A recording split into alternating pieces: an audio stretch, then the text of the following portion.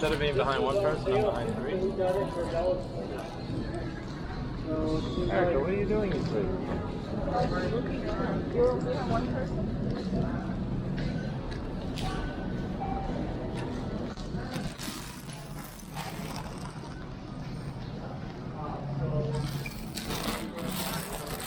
I'm doing a vlog. 6-hour-long travel vlog.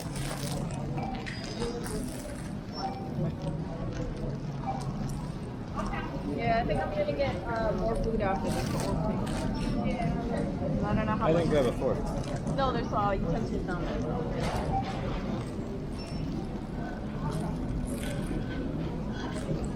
How long is the drive to Justin's place? I don't know. 2 hours. You want to grab a drink? I have water in my backpack. Although I do have some pretty cool drinks. Take this protein thing.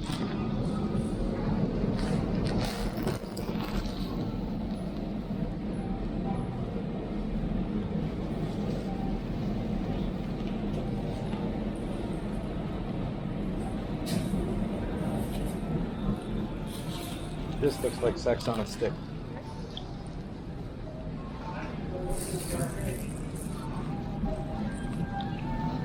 That's much carb. Too much carb. Yeah, it's normal protein. Hey, if we both leave, we both lose it. Yeah, I stay here. I was gonna grab a protein.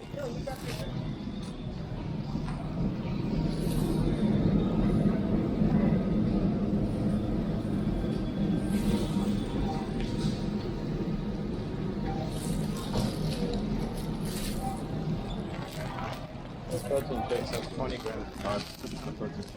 It's a pretzel.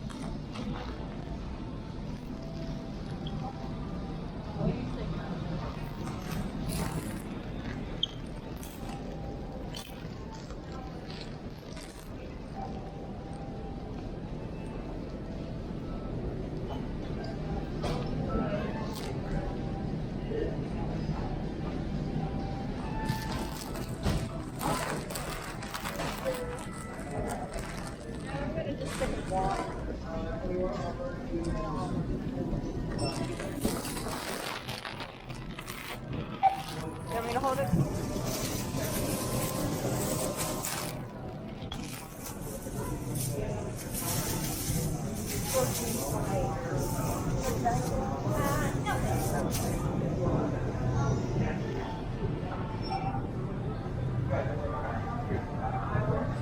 I'm gonna go grab the utensils.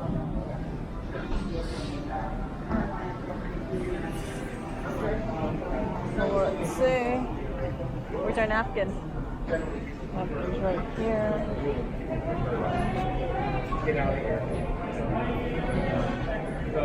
And I think he's gonna need a fork.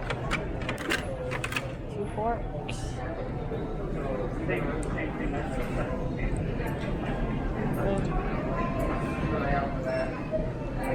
Yeah, these napkins are a little bit. And then I'll take a little bit of pepper. That's good, doesn't it? And I'll do one pepper. That break here. Cool. Oh.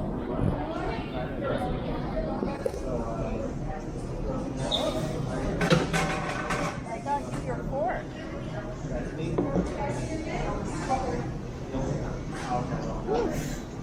I hope you like the food.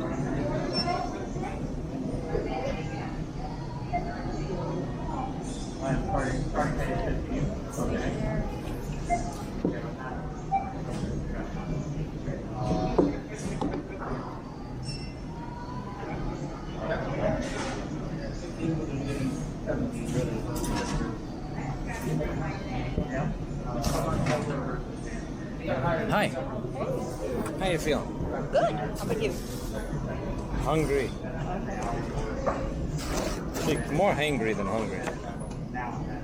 This is mine. You want a bite of mine? No, thank you. Someday I gotta show you how to say mine. Say mines. Like you're in the salt mines. There's salt? Oh, there's pepper. They have salt there? Yeah. I can get it. You just tell me where it is. Where you got it? Wait, is it salt or is it pepper? Yeah.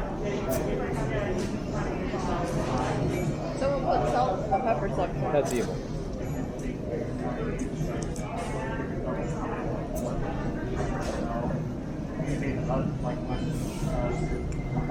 It's not the most flavorful in the world, but most certainly is healthy.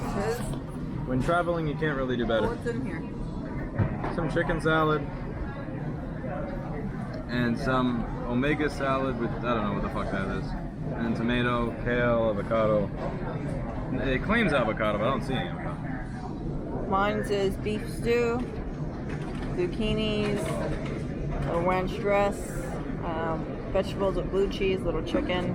I basically topped plain kale on top of flavored, and then added some flavored green beans with Caesar dressing. Trying to be lower carb.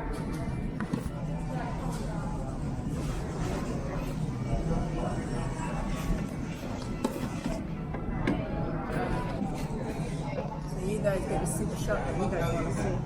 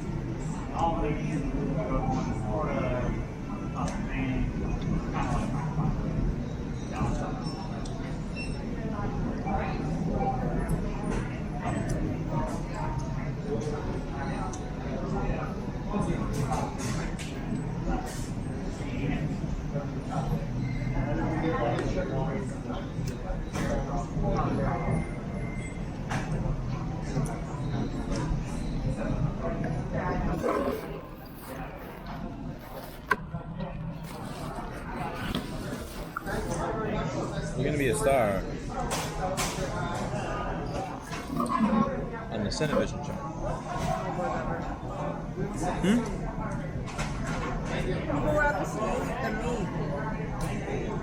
You get all the views, not me.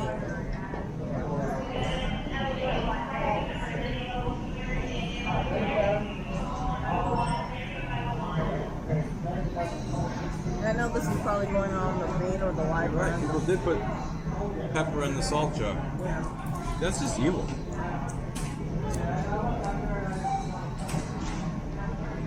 The type of person who would do such a thing is cemented in the head. Or maybe they just didn't realize they put it accidentally there. They just think here. Oh, that wasn't an accident.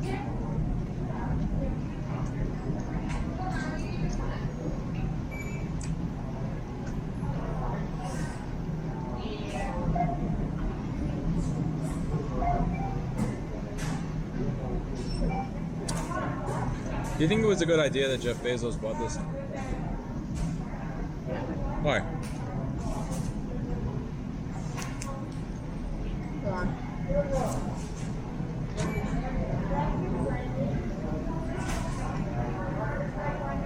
Amazon is extremely well diversified.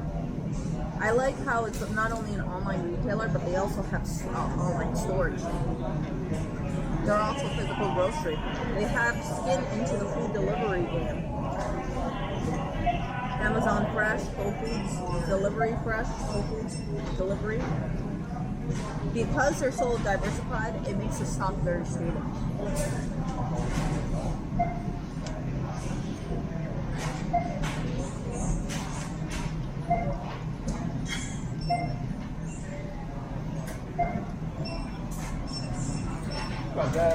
what's going to happen if the situation gets worse and there's more lockdowns? People are going to go back to food delivery. They're going to be going back to buying even more things back online.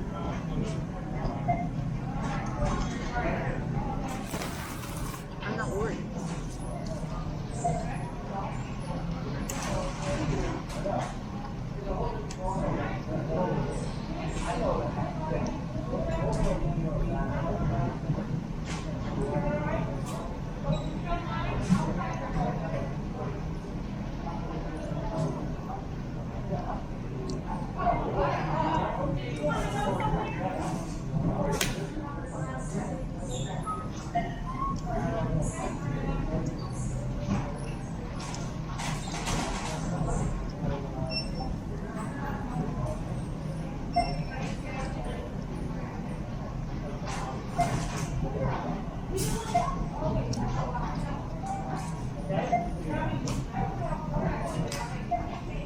Can you upload all this on YouTube? Sure. The right internet connection, absolutely. With the right internet connection. I'm just uploading them as full videos. I got the one the other day, I just title it, it's visiting a beach, making a friend, Erica drives my car. I'm not going to upload it as separate clips. That's a lot of work.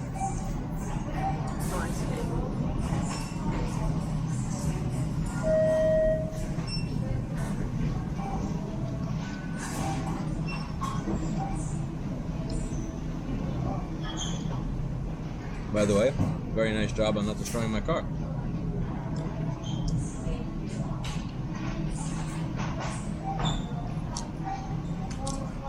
Erica has wrecked 0 Teslas. Lewis has wrecked more than 0 Teslas.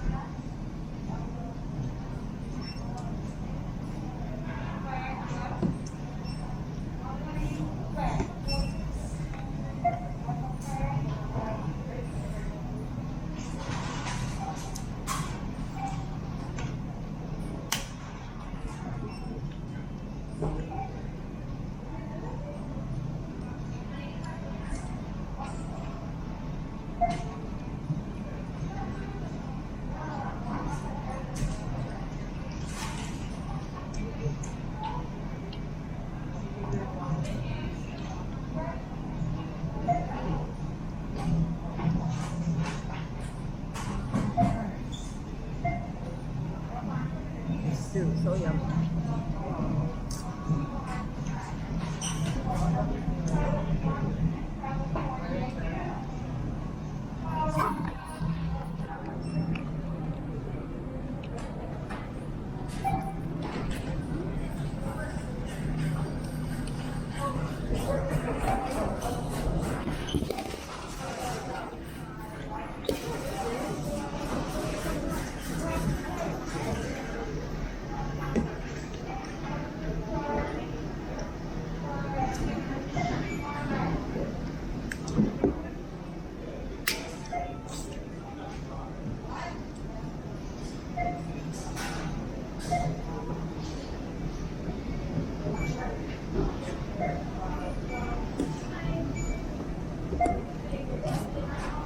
I think you got more than enough for later.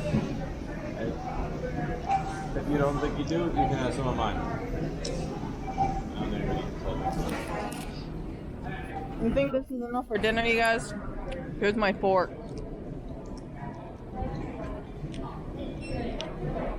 You think that's enough for dinner? So the food that I got was 1.14 pounds.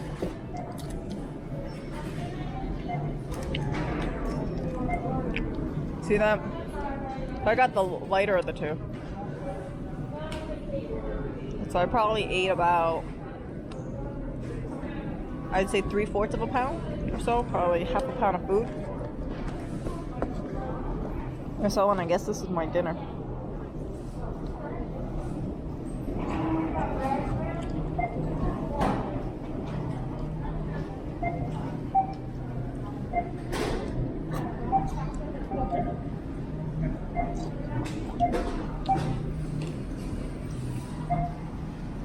That's what this is.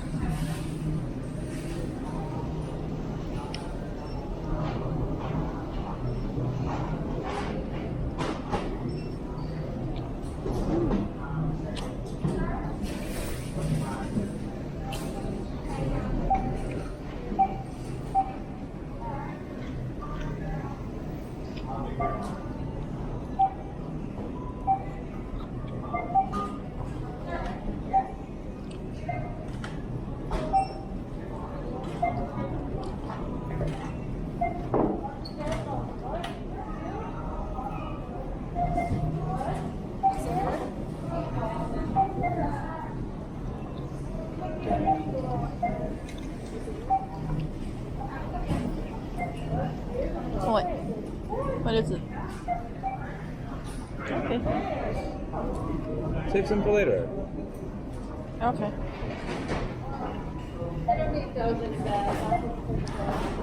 Here, you can have this camera back. Eat it all now, there'll be none left for later.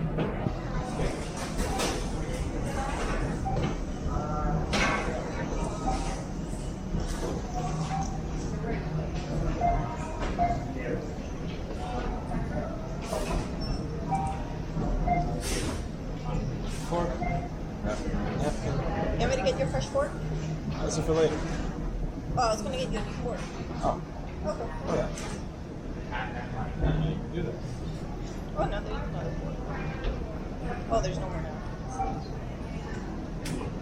So there's only one fork per Amazon shareholder.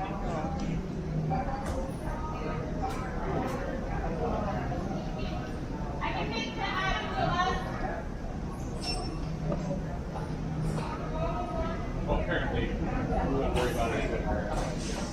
Everybody. Oh yeah.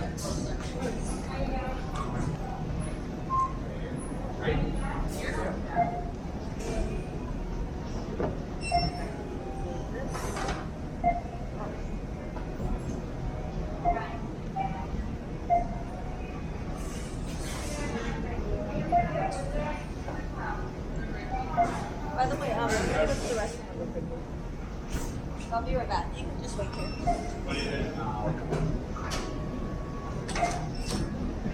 I'll be back. Hey, Arnold.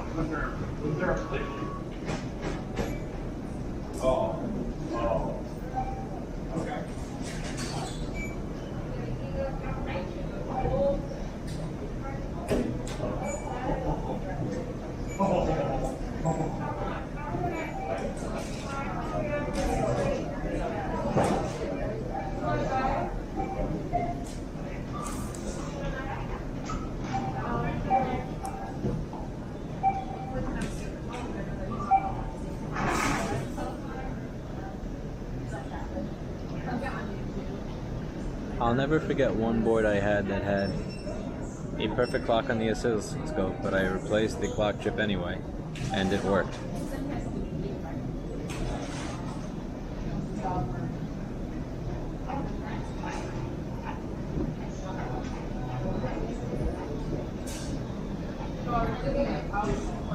Jessa fixed the board using her oscilloscope.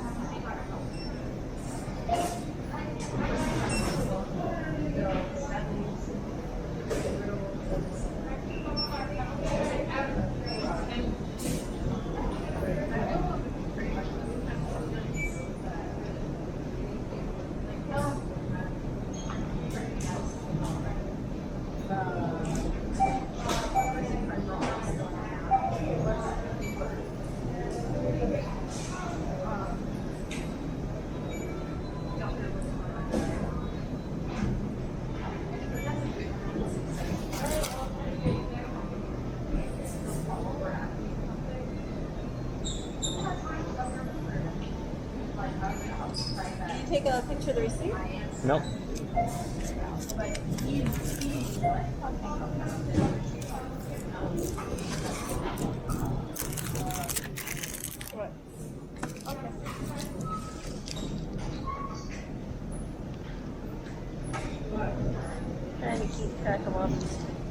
see. Credit card bills. What? Okay. Next.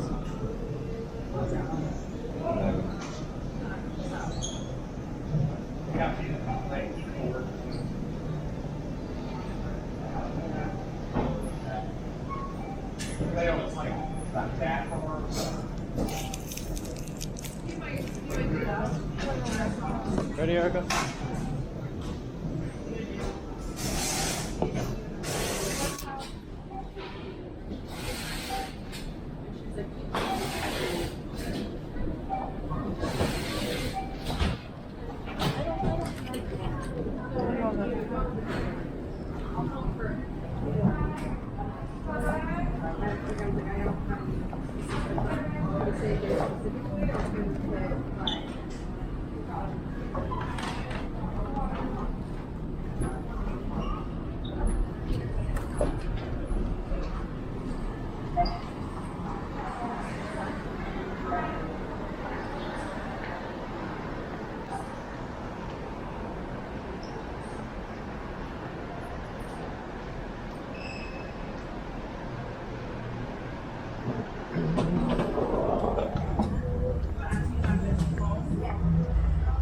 An emergency, push to open.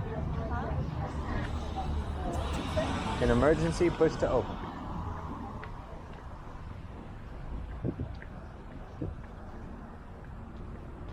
Look at how crowded this parking lot is.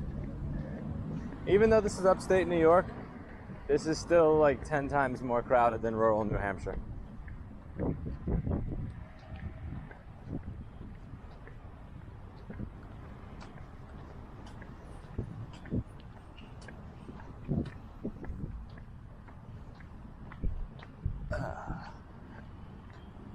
I'm glad that I resisted the carbs. I keep doing that. I keep going for my morning sprints and my late night jog. I portion control. I have a chance of not being a fat ass by this time next year. You'll be more fit.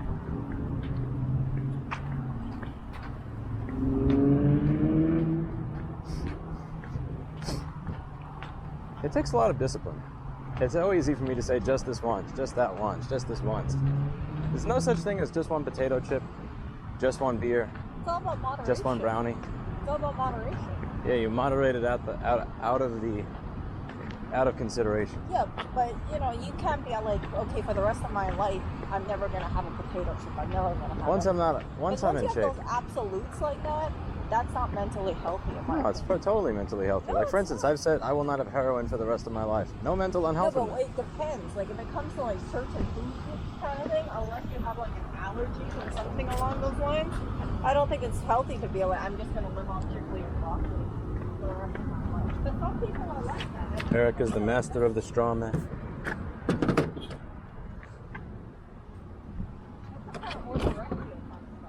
You're the master of the straw woman, Erica. When did I say live off of chicken and broccoli for the rest of your life?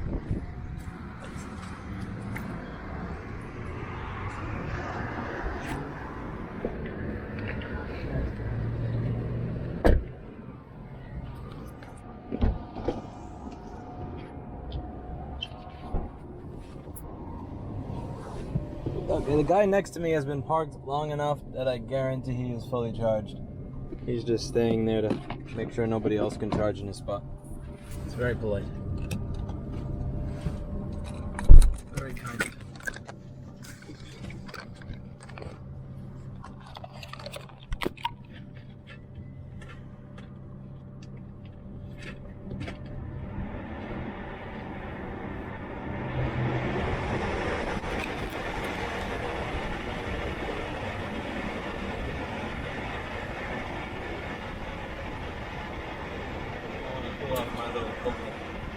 She won't be there. It's like so different. I know what she does on class. Firstly, she kicks students out at 6. She's supposed to kick students out at 6. But she never has the wherewithal to tell everybody, okay, it's 6 o'clock, get the fuck out, because they're paying so much for the class. Yeah. That used to be my favorite part of it, at 6, telling everybody to get GTFO. Okay. Like, that's the funnest part of the entire thing. What? Well, it's every other year that occupation, so I only use it 9 times. So I reached out to Marriott in January 2020, and they paid me $3,000 to take back my $12,900 current cost. What is it? I thought it was a bargain given the horror stories I've heard, and it was a pretty simple process. Marriott actually gave you $3,000? Yes, sir. Wow! You really came out. But I didn't. No, I know you didn't, but I mean, compare it. I mean, because Marriott, I mean, there's some good people that work at the hotels and stuff, but the leadership team at Marriott, man, you could tell they're lying if their mouth's moving too. Oh my God, we've had all kinds of trouble with those people. It's a horrible company at the top. So I'm really shocked. Wow, look at you. And I got out before the pandemic, so I don't know what that would look like today. I saw your signal messages, by the way. Up to today, but Yeah, I know. I was hurrying out. Really. I mean, I know you feel like you've got messed up. You're gonna get messed over, but I mean, that's impressive. If everybody could get $3,000 back from Marriott that have been screwed by Marriott on a timeshare, well, they'd be shut down. maybe it was because it was so old. You know, I purchased back in 2001 somewhere. I don't know. You just caught the right person on a bad day. Wow, I love it. That's good. That's good news. Well, hey, I'll just tell you, if you're out there and you have a Marriott timeshare and you want out of it, I'd call and try to do what she did. That's pretty incredible. It'd be great if Marriott got hit by $3,000 for everybody they've screwed on a timeshare. That'd be amazing. I don't think they'd be open anymore, but that'd be amazing. Very cool. Hey man, thanks for sharing your story.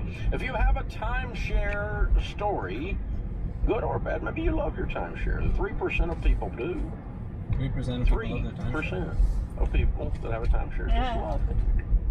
And those people. That's a margin of error. I bet 4% margin of error. 7% dissatisfaction ratio. I mean, who can stay? No restaurant in the world. I mean, if you start going, okay, 97% of McDonald's customers think they suck. 3% thinks it's nutritious and awesome. You know? But they can't stay open on that, right? Can you imagine? I mean, 97% of Coca-Cola drinkers hate it. How do you stay open? Oh my gosh, if 97% of Dave Ramsey listeners thought I was horrible, they would quit listening, hypothetically. Oh my gosh. That'd be like, this is amazing.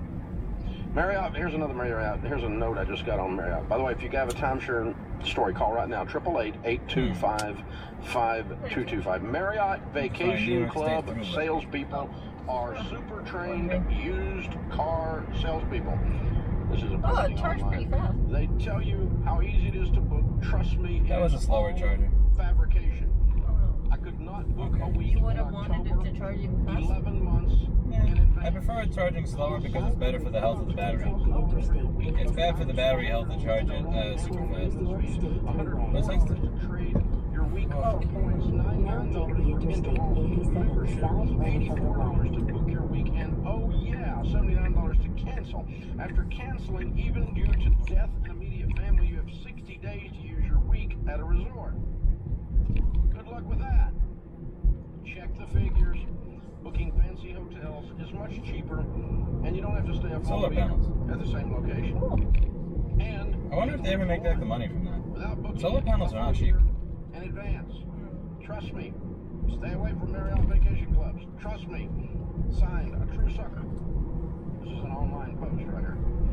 Man, this stuff just goes on and on. In 1 mile, stay right towards Buffalo. Oh, here's another diamond.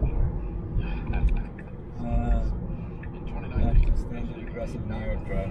Location and we're offered to pay discount 4-day trip to Palm Springs if we attended a timeshare presentation while there. The staff pressured us relentlessly into making a purchase. While at the presentation, we were told that these resorts were for the exclusive use of members. That this was a real estate investment. It's not. Are you kidding? And that not traveling more with our family made us bad parents. See, that's when you should have punched the guy and left. Finally, we felt that we needed to make a purchase not only to leave, but so that our children could experience the lifestyle that the representative was promising. Oh my God. After that day, we continued to get hounded with calls from Diamond employees asking us when we would be attending the presentation. connection. I don't know if it has a Every pause time we feature. tried to book it, nothing was available. I know my phone does. What are you doing? So that would accommodate our family, we received bills for maintenance fees that continue to rise. What are we continuing to pay for? This has become such a burden on us. And I mean, you don't pause, you just turn off the recording. But the thing is, every 4 or 5 gigabytes is creating a new file. So you have to combine the files when you post it anyway. So if you wanted to pause, what you would do is just stop the recording. It's the same thing. This is the Ramsey Show. Like, that's a required part of your workflow when you use a GoPro or a DJI camera, any one of these little cameras. Because they're separating the footage constantly.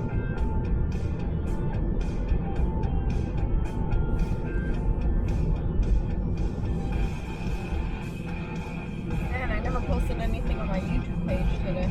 It's because you have no internet. In 500 feet, keep left I can try to to post something. 25 to 61 Interstate on the west toward Buffalo. Nobody's gonna let you go. Little mean car. You just gotta go. Now keep left Gotta to do what take Sonny exit says. 25 to 61. Mutually assured destruction.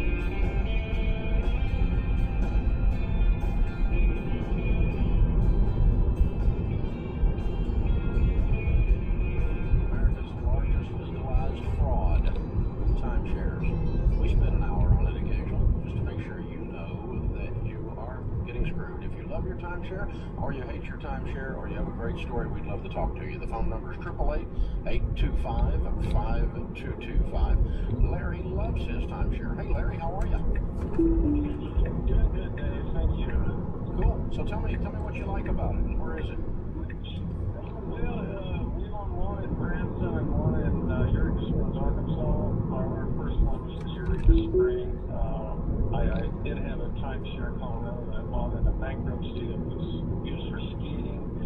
I had to let that one go because the yearlies did go up. This road continues for 197 miles. The yearly fees have not gone up over, gosh darn, 25 years. So what's the annual? What's the annual? The one Electronic is toll. 40 a No year, easy the pass. other It actually says no is easy pass. 7 on the border. For Are a you week? serious? We use them for, go ahead. This is why I go for toll-free roads. To have a toll road in New York that has no easy pass, that's fucking retarded. That's retarded. You know, There's Johnny no Morris, excuse. you know, Big Cedar down in Branson. Their sister resort, the Wilderness Club, is right next door. We trade in. Star No, you had the thing We back enjoy the there. heck out of What's it. that?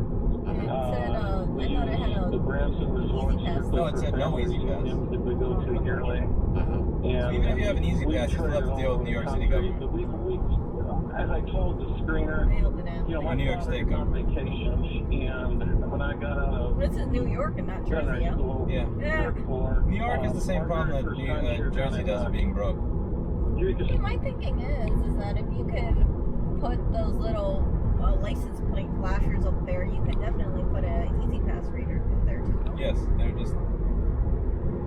It's a shittily managed state.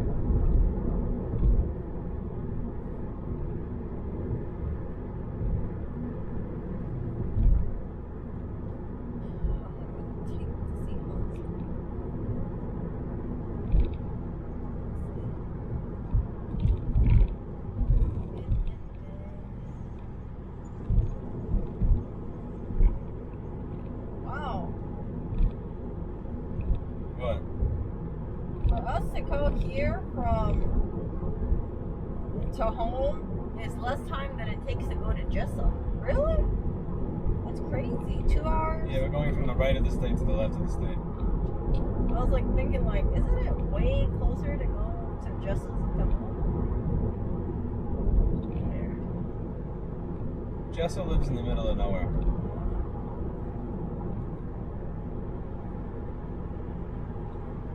She's chosen Hanoi Falls.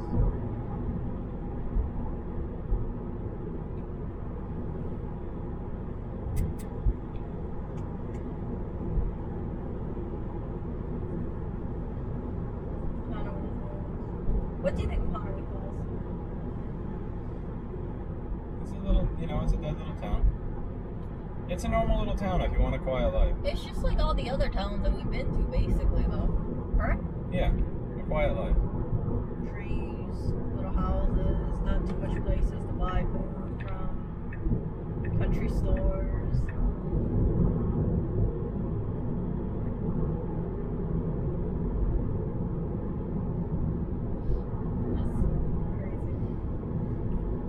got Silverado at 10 o'clock.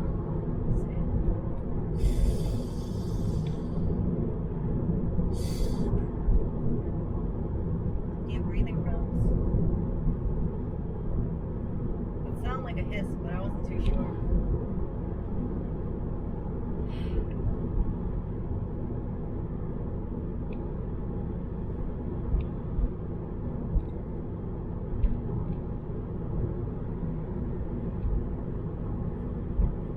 You know, with the whole thing about, mask wearing and things like that, I'm getting kind of tired of it. Why are you tired of it? It's like you can't win. Explain.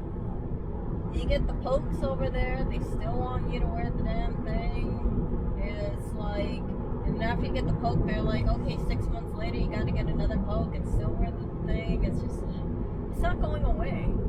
It really is not gonna go away. It never will, because once you set the standard, if it saves you even one life, well, even if you get vaccinated, you still technically could be transmitting something, right? Yeah. Now, granted, again, it lowers your chance of hospitalization by 90-something%, but there's still that other percent. What about that 5 or 10%? If it saves even one life, once you set that standard, you've destroyed everything. You can't set that standard. We wouldn't be here by that standard. Like, I wouldn't be on this road going 66 miles an hour because I could just be going 20 miles an hour with the speed limit of 20, and it would just take me 3 days to get to Jessup, Because that would save a lot of lives. There's a lot of stuff that would save a lot of lives. That standard was, once you set that standard, it's hard. Because the thing is, the vaccine is not perfect. It's not like a perfect, destroys it for the rest of time. It's just a tool. And it's one of many tools. This car wants me to go into the lane next to me. Yeah, it sucks because it's like, you imagine something, and I know someone's gonna be cringing, but like freaking polio or measles and things, you just get like one, or tetanus, like you pretty much get one and you're done. I don't think polio was a coronavirus. Coronaviruses don't really have vaccines, though, to my knowledge. Again, I'm not an epidemiologist. Yeah, but you know what I'm getting at. Like, you don't have to keep thinking like shot after shot after shot after shot after shot. Because you can't, like, there's no, like, this is like trying to cure the common cold. It's just, coronavirus is fucking hard. They don't have anything that fixes it. I remember when this thing first came out, I remember thinking to myself, there is no way we're gonna get like 90%. I even thought 75% was a stretch. When you look at the rate of human population growth over the past 300 or 400 years in every country, there was bound to be a correction at some point. I mean, stock market has a correction. Commodity prices have corrections. People reminding me. I would think about it. There's always a. I mean, it's sad. It truly is that this many people are dying. Like, every year the population goes up and up and up and up and up and up and up and up and up. I mean, if it's gonna go down because of a virus, and viruses are just, I don't know how much control you can try to exert over a virus.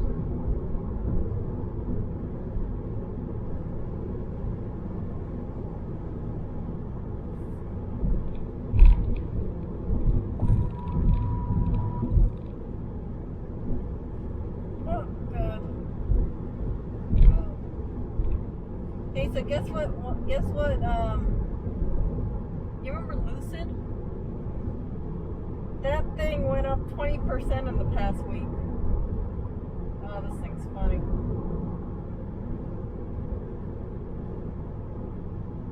Jeez. That freaking stuff. You have peanuts? Yeah.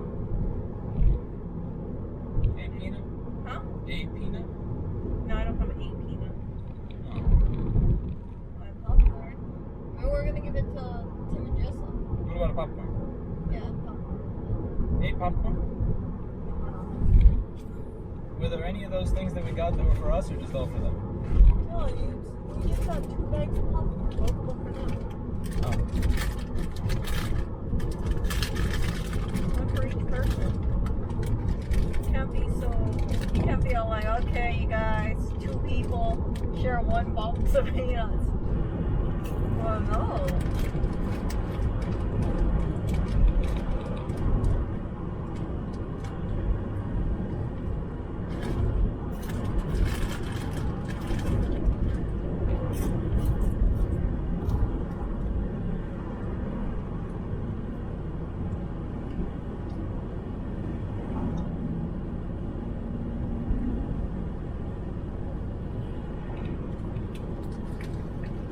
autopilot with the hogging the passing lane.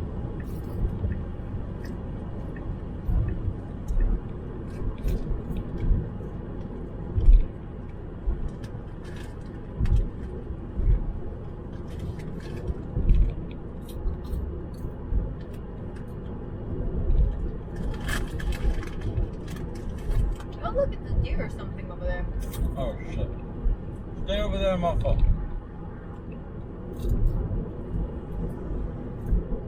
Oh. Deers are some of the dumbest animals. They're the Oreos of the animal kingdom. He'll see this car and jump right in front of it. Oreo? No, a deer. Oh. Oreo wouldn't jump in front of this car. He wouldn't even leave the apartment.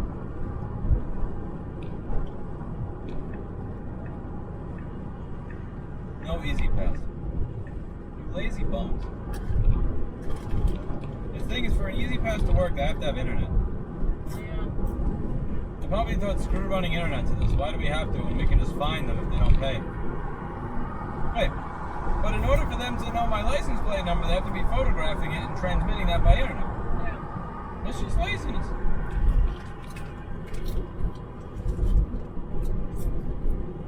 With COVID, I get what you're mad at. The idea is you can still spread it to some extent because of how contagious Delta is. However, Delta's so contagious, it just goes right through those shitty little cloth masks. Like, Delta's not like old COVID. From what I read, Delta does not give a shit about a cloth mask. It laughs at a cloth mask. It'll, an N95 may do something, but like a cloth one on Delta is just.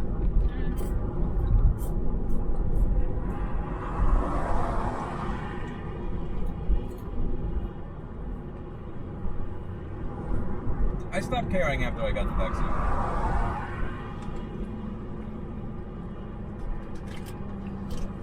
Oh, fuck. Stop tailgating me, you fuck. I don't want a truck to tailgate me because they can't stop. Like, large trucks like that cannot stop quick. Just know, if they tailgate you and they hit you, your car will truly turn into an accordion. If that hits me, I'm done. Also, I get why they're tailgating me. This guy's going 10 miles an hour below the speed limit. He probably got his driver's license in Hawaii. Oh, whatever.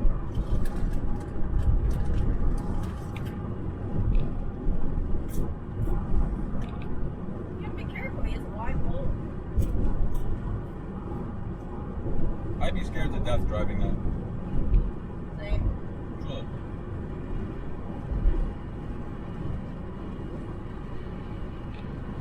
To be that guy that was behind me that passed me, I'd be scared to do that.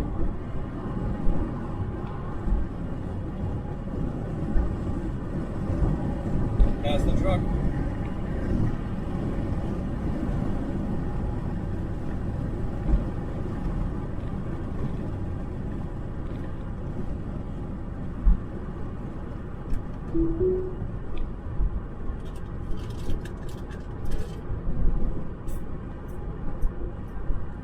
Did any of your videos upload from yesterday? Some, but I want to upload them in order, so... The weird thing is that the two first videos are the ones that are the last to process. 360 video is so dumb. Like, the videos that I upload from the DJI are instant. The GoPro 360 ones take forever because YouTube is broken with 360 video.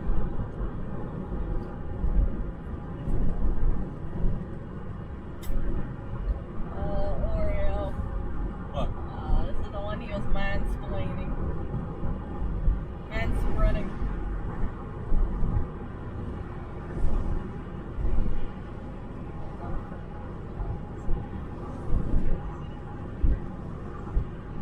That's a Mercedes E400.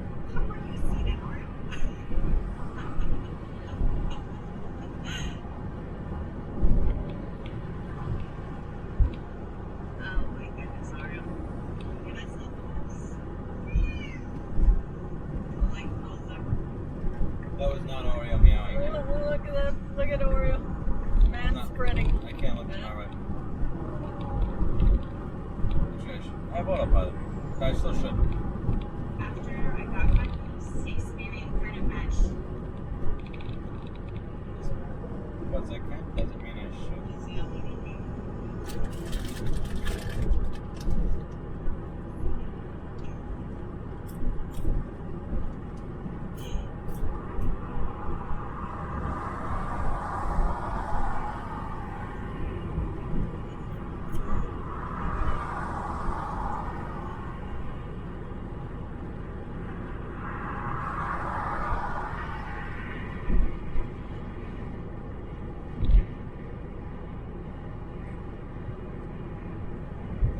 Truck's back and it's better than ever. Christmas this year.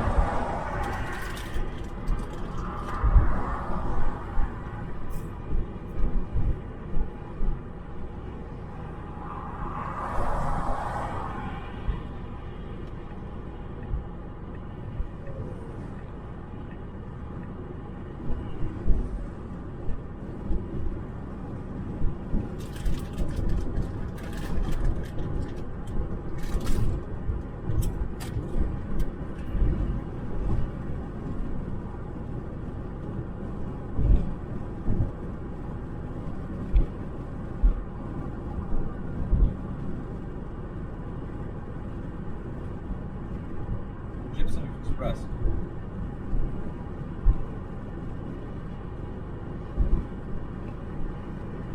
What's gypsum? I don't know. Gypsum is a type of flower or something, I think. Gypsum is a material.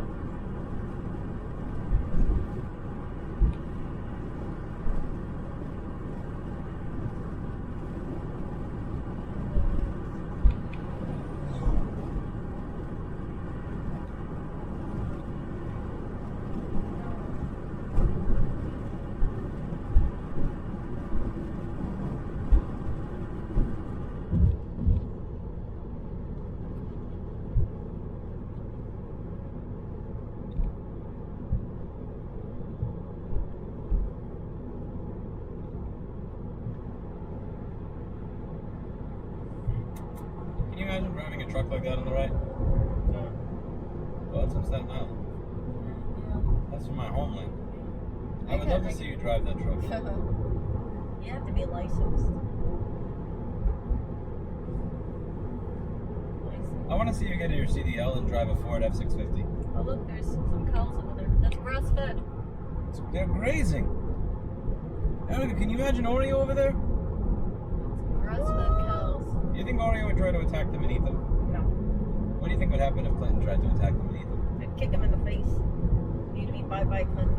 What do you mean bye-bye? Where would Clinton go? Probably the hoof would get embedded in his face. They'd probably kick him off. You know what they'd kick him to? They'd kick him into Vermont. Do you think he would try to do that? I don't know. How smart do you think he is? I think he's very smart. Okay, But he also attacks 55-pound dogs. And he's not that smart. Then yeah, he'll have a 100% grass-fed cow leg go right into his face if he tried that. Yeah, like what the hell is this kick? They do like cat football or cat soccer. The hash truck's back. If he tries to attack a cow, the cow will fight back. Christmas this year. The hash truck's here. But Oreo, I hope he wouldn't do that. I don't think he would. If anything, they'd accidentally step on him.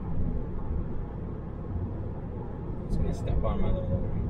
You know what I mean? He could be, just like lying there and they didn't even see him. Kind of like Steve. You know how Oreo likes to lie down behind Steve's chair?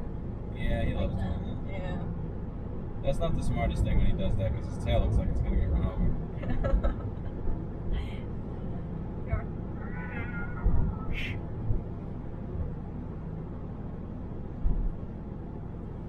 But think about it this way. Oreo just wants to be as close to Steve as he can. And the closest way he can get is right behind his chair. It's very touchy and sweet. 2 hours and 52 minutes left. It gets to the house of Jesse Jones. We're going to the store, right? So, yeah, it's the same thing. It's like within a mile or two of each other.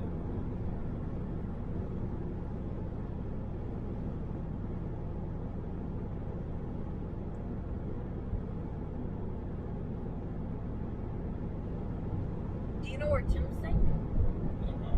Maybe the lake house, maybe.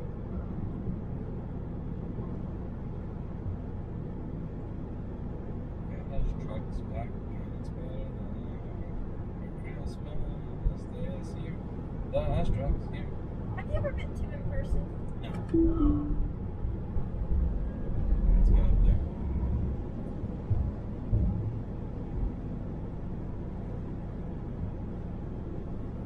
Come on. Okay. Now I'm with traffic. Well, I can't wait to meet Tim. Oh.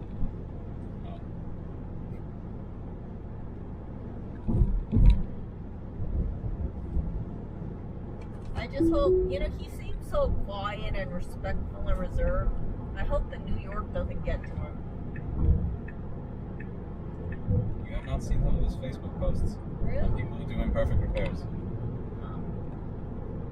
Like, I always think of Kim and Paul Daniels as very quiet and classy.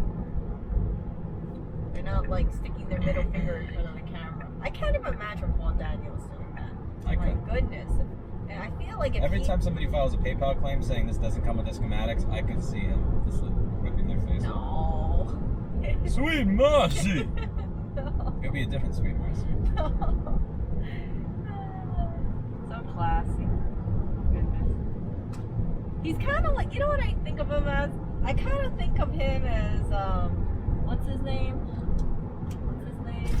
Alan Rosinski.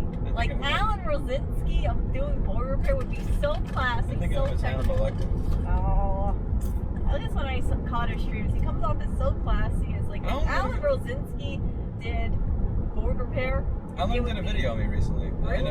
I never got around to watching it. Alan talks about board repair. He says, we're going to put the classy in board repair. Oh, I could see that. I'm like, oh my goodness. Today we're going to be looking over a piece of New York real estate. I'm going to upload that. This is actually a motherboard, and we're going to figure out whether or not this is the correct problem with it, and whether or not the Genius Bar has done their job. Now today we're going to be looking at PP Bus G300. I love Alan. I think I watched that Metro Manhattan Real Estate. I'd watch that Erica! What? Don't troll the voice recognition. She always trolls the voice recognition. Oh, I didn't know you were doing that. Hi everyone, this is Alan Rosinski of Metro Manhattan Office Space. Good afternoon. I wanted to comment and provide another perspective on a video posted by Louis Rossman a few weeks ago, where he mentioned that the availability rate for retail commercial space on Madison Avenue, the area known as the Gold Coast, has reached 39%, according to data from Cushman & Wakefield.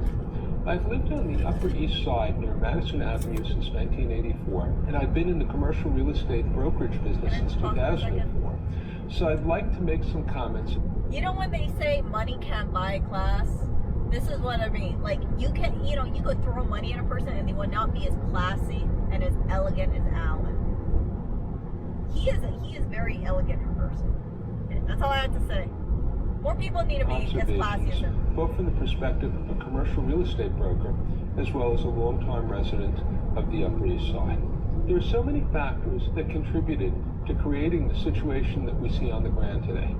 The primary factor, in my opinion, very simply, is the high level of uncertainty that faces both tenants and landlords in New York City. Many businesses that have gone under did not simply have a modest drop in their revenue, they often lost their entire revenue stream. The failure of New York's small retail businesses during the pandemic wasn't caused by rents being too high, even though it was certainly a factor that accelerated their demise. It's very important to realize that while rent is a major expense for a business, it represents only a portion of their total expenses. The largest expense by far is the cost of labor and payroll for employees, followed by rent, cost of merchandise, recurring operating costs, advertising, etc.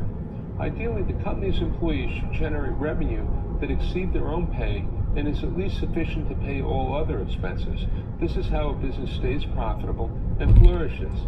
The company is then able to reinvest those profits back into the business, which makes it possible to grow and hire more staff.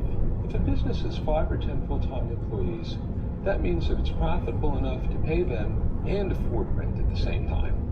Now, if you were looking at a commercial retail space that costs $55,000 a month, and you project having 3 or 4 employees who sell and prepare inexpensive items for people to walk in and buy, then the math is likely not going to work out. The reason why locations such as Madison Avenue are considered premium is because historically they've catered to high-income residents who live in the vicinity, as well as wealthy tourists from abroad and other regions of the U.S. Profit margins for luxury goods and services are generally higher, and this kind of historical precedent tends to linger. Some companies on Madison Avenue were even willing to operate those locations. Many reasons why landlords are reluctant to reduce prices on Madison Avenue is because it would damage the brand of buildings in that area. Think about how protective corporations are when it comes to their brands, even the very platform you're watching this video on. Landlords are business owners, and they want to protect the prestige of their assets. You may personally argue that a lot of that prestige has already been lost, but many landlords are willing to wait things out to assess the post-pandemic market conditions. Ultimately, those spaces will not stay empty forever. Now, another unfortunate reality is that the kinds of businesses that tend to make a city look vibrant and exciting in people's eyes are businesses that don't tend to be overly profitable. You won't look at a street full of law firms, doctors, accountants, and chiropractors and think of that as a vibrant street. Instead, you would picture restaurants, affordable clothing stores, gift and trinket shops, entertainment venues, art galleries, etc. Unfortunately, those types of businesses require stability to operate profitably, and that's what the pandemic has taken away. If a business is barely breaking even, it is a business at risk. Any unforeseen event, a market shift, or both, in the case of the pandemic, would quickly cause it to go into debt. Unfortunately, many retail businesses were already in this situation before the pandemic. So why did business owners choose to keep them operating anyway? People often have their reasons. For example, a bookstore could be making little to no profit, but perhaps the owner has other assets, and they're simply enjoying the feeling of engaging with their community. Or perhaps their business is relatively new, and they're still trying to establish a reputation while winning over customers from competitors. Other times, a business owner may simply care about their employees, and they're unwilling to shut down their company, even if it's no longer profitable. Marginal businesses often simply wait and hope that down the line additional sources of income will materialize. These are all common real-world scenarios. A lot of situations are sustainable during normal times when a business receives steady patronage from customers, but the extent of damage from the pandemic has caught everybody off guard. Struggling businesses likely had little to no financial buffers to rely on, and it didn't take long for them to fold. COVID acted mostly as a catalyst for business disruptions that happened in New York City, and that resulted in the vacancies that we see today. Now, let's talk about the 2 questions on everybody's minds. Why haven't New York City's landlords lowered their asking rents as much as people were expecting? And second, how are they able to do that without getting into financial trouble themselves? You may have already heard that landlords who own buildings with mortgages are often bound by terms that they've signed with their lenders, which limit their ability to lower rents. This simply has to do with the fact that the value of a building as an asset is calculated from what is effectively market rent, the amount that tenants are willing to pay for space in that building. And that amount, the market rent, is determined by supply and demand. Let's say that demand for commercial space is low, and that in order to lease space, the landlord needs to cut the rent. In the eyes of the lender, this reduces the value of the building. So to use a very simple example, if the landlord has a $3 million mortgage on their building, and the bank determines that they have reduced the value of the building, they will need to pay off part of the $3 million mortgage. As to how the landlords are able to keep spaces empty for so long, there are several possible scenarios. For one, if a landlord is not able to make a full mortgage payment on a property because of vacancies, they are able to pay what they can and add the balance back into their mortgage. Of course, they pay interest on those amounts, but it may be a much more favorable option compared to defaulting. The other point is that many landlords own more than one building. From a bank's perspective, they care the landlord needs to cut the rent. In the eyes of the lender, this reduces the value of the building. So to use a very simple example, if the landlord has a $3 million mortgage on their building and the bank determines that they have reduced the value of the building, they will need to pay off part of the $3 million mortgage. As to how the landlords are able to keep spaces empty for so long, there are several possible scenarios. For one, if a landlord is not able to make a full mortgage payment on a property because of vacancies, they are able to pay what they can and add the balance back into their mortgage. Of course, they pay interest on those amounts, but it may be a much more favorable option compared to defaulting. The other point is that many landlords own more than one building. From a bank's perspective, they care about the performance of their total portfolio. If there are a few buildings that are underperforming, but most buildings are doing well, then it's not a significant problem, and the landlord will not be in default.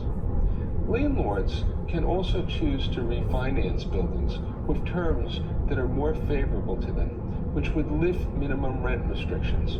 But to do so, they would need to come up with additional capital, which they could conceivably borrow, assuming they have strong credit. It would be a last resort for many landlords, but it would be easier than getting their mortgage terms modified. The reasons for that go beyond the scope of this video, and I'm not an expert in this area myself, but you are welcome to Google the inner workings of commercial mortgage-backed securities if you'd like to read more about these details, and I warn you, it's extremely complicated. Now, all that aside, here is a critically important point to make. Lowering rent is not the only way in which a landlord can offer value to a tenant. I would have liked to give you some great concrete examples from various lease transactions that Metro Manhattan office space has completed this year, but unfortunately, in most cases, I can't disclose the terms of those leases. As a broker, what I do see is that there is much more in the way of concessions that equate to substantial discounts for a tenant. Concessions in the way of free rent and perhaps some base level work for a retail store. When the value of concessions is factored in, the discounts are considerable. Whether a tenant receives a rent reduction, free rent, or a build-out allowance, these concessions are certainly worth real money. Offering tenants free rent does not trigger restrictive mortgage covenants that many landlords are bound by. This is also one of the reasons why some landlords may choose not to publicly display the cost of a particular space that's being offered for lease. Regardless of actual rent, which they may not be able to reduce, landlords are still able to negotiate favorably with tenants. This also makes for a good example of how experienced commercial real estate brokers, like myself, provide value for tenants. You are simply not going to find out which landlords are going the extra mile for tenants simply by searching online. Commercial real estate is still very much a handshake business where relationships with all parties involved really matter. Having the timely expertise of an active commercial real estate broker can greatly facilitate a property search, and it's always free for the tenant. Now we've talked about buildings with mortgages. How about buildings that are mortgage-free, where a bank has no say regarding rental pricing? A significant portion of New York City's buildings are in this category. So why are landlords unwilling to lower their rents in that situation? You can probably guess what the possible answers are. No one wants to pull a trigger that would collapse the property values of a particular neighborhood. For example, if you could rent out your own house knowing that it would be worth half as much after the rental, would you still want to do it? At the very least, I think you would hesitate. If the value of your house collapses, the values of nearby properties go down to the rental, would you still want to do it? Property values of a particular neighborhood. For example, if you could rent out your own house knowing that it would be worth half as much after the rental, would you still want to do it? At the very least, I think you would hesitate. If the value of your house collapses, the values of nearby properties go down, and your neighbors won't be too happy with you. Even though you own the property, it's obviously in your best interest to keep its value high. Will this situation remain the same forever? Of course not. However, it's likely to last for a while longer. People never complain about the value of their own home going up. They're only bothered when they have to pay more for a new one. We all try to save money and prevent our assets from losing value, whether they're physical assets, investments, intellectual property, cryptocurrency, etc. Now let's imagine a scenario where New York City's commercial rents were to go down starting today. Do you think this would result in an influx of businesses looking to rent spaces all over New York City? If you're a native New Yorker, your gut feeling is probably telling you that it's not that simple. The reality is that there are other highly significant factors at play which are keeping people and businesses away. For one, it's the rising crime rate and reduced sense of security that have caused many families who used to spend a lot of money as patrons of local businesses to leave New York City. This is a huge problem. Crime is not compatible with growth in the business sector. Given the general uncertainty that already represents a significant risk to businesses and landlords alike, absolutely no one is welcoming the increased crime rate as yet another unknown variable that could derail any plans for small business. Large corporations are much less affected by crime and social unrest. It's the small, ground-level retail businesses that always take the brunt. It may cost a tenant hundreds of thousands or millions of dollars to fully outfit a new space for themselves. It's a big risk if social and economic certainty simply aren't in place. From a landlord's perspective, what if inflation roars back and the landlord is stuck with fixed annual rent increases that don't keep pace with rising operating costs for their building? This is exactly what happened to landlords in the 1970s, and they took a beating. As a result, both sides are still very hesitant. In my opinion, this is the primary reason why so many spaces are staying empty. The next New York City mayor will be able to do a lot to remedy these problems and create confidence within the business community as well as for landlords and tenants. So let's hope that this happens. The candidates certainly seem like they have potential, at least on paper.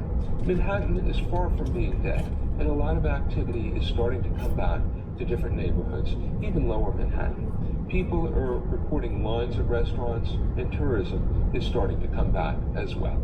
Now, to close this video off, I very much enjoy Louis Rossman's straightforward and open takes on New York City's commercial real estate from his perspective as a business owner. And I sincerely hope that he keeps making them. But I was somewhat surprised by his characterization of people who live on the Upper East Side. Some people in the area live in inexpensive buildings and rent-stabilized apartments. Many people live in small, inexpensive rental buildings that are not by any means luxurious. There are many couples who have purchased cooperative and condominium apartments who work hard and struggle to meet their mortgage obligations. Many of these people visit the various museums, galleries, and shops in the area. They walk along Madison Avenue and often take strolls in Central Park, which has become extremely crowded during the pandemic. While there are extremely high net worth individuals living in luxury cooperative apartments and in townhouses, these people attract a lot of attention. They are far from everyone on the Upper East Side. This was a longer video for me, so if you still enjoyed it and made it to the end, I would appreciate it if you left a comment. I've recently purchased a few bits of camera-related accessories, and I'll be adding more content to YouTube in the near future to include more street-level footage. Please subscribe to my channel if you'd like to see that, and let me know in the comments if there are any areas in particular that you'd like me to discuss. I'm open to your ideas. Thanks for watching, everyone. If you found Quality video. He's offended that I call people on the Upper East Side like hoity-toity. You call them I think I called it Gossip Girl or something like that. It's a lot of what the name.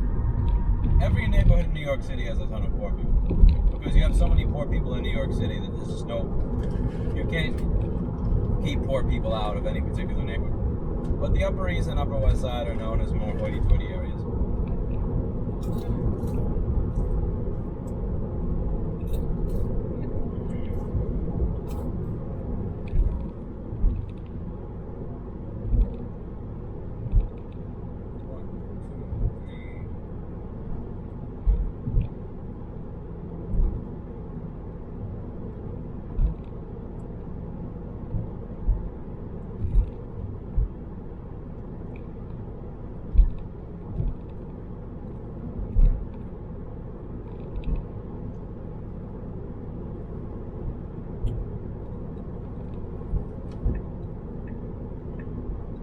Go, meme car, go. You aggressive little bastard.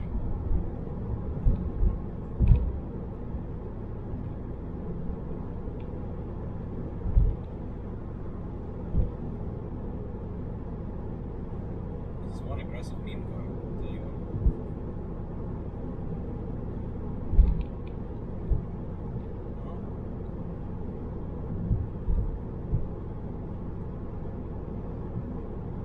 To your right. Is that not a beautiful landscape? That's a fucking beautiful landscape.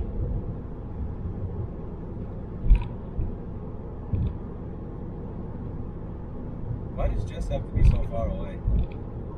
I always feel like I'm visiting another country instead of another state when I visit her. Because she's in New York and She's in the upper left and I'm in the lower right. yeah. Why do you think she wants to give up her area to live in Brooklyn?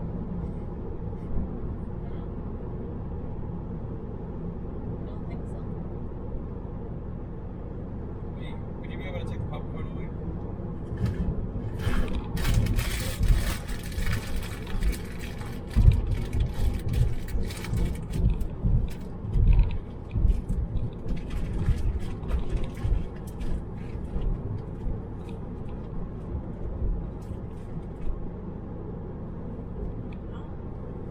My berry's got a little swoosh.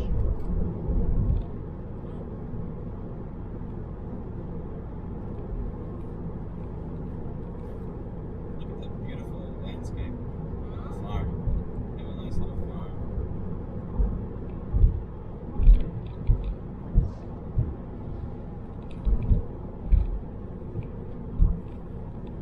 One of the people that gave my first business loan, he had an apartment in the city in the building, the Epic, on 31st and 6th. He'd spend the week in the city, and on Friday mid-afternoon he would drive upstate here. Because his family lived on a farm to get away.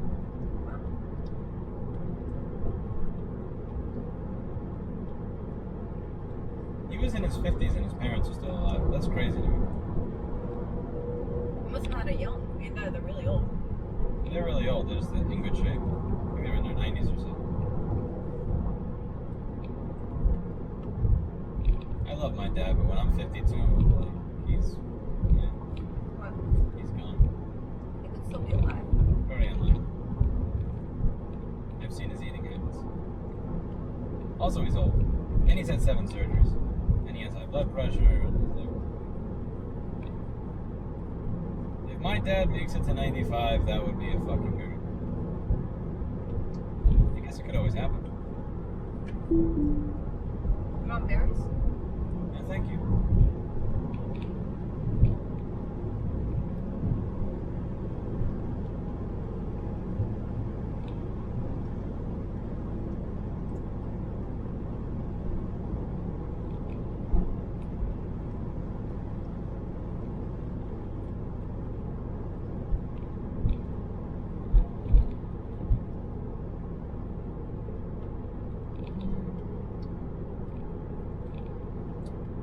Emergency stopping only, it says.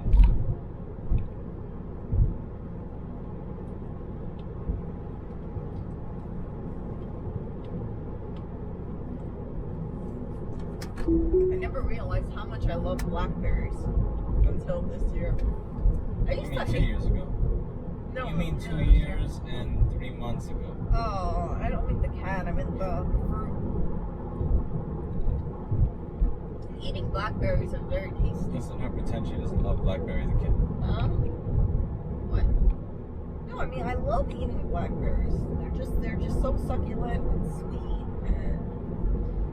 and amazing. I actually like them better than blueberries and raspberries. I always thought I like raspberries over blueberries, but then I realized it's turned into blueberries, then raspberries, and then now it's blackberries, blueberries, then raspberries. But you get more sweetness and juice from a blackberry than a blueberry and a raspberry. Wow. So it's like eating a little bunch of blueberry grapes. I had a heart attack. That truck to my right put on his turn signal and started drifting to the left while I was right next to him. That's a heart attack. Oh. Fuck that. No,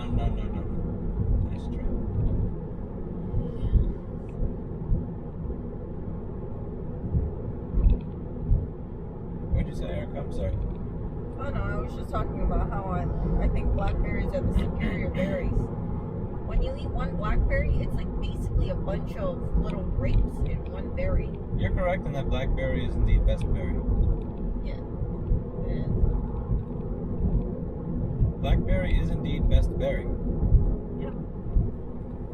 They should make more blackberry products.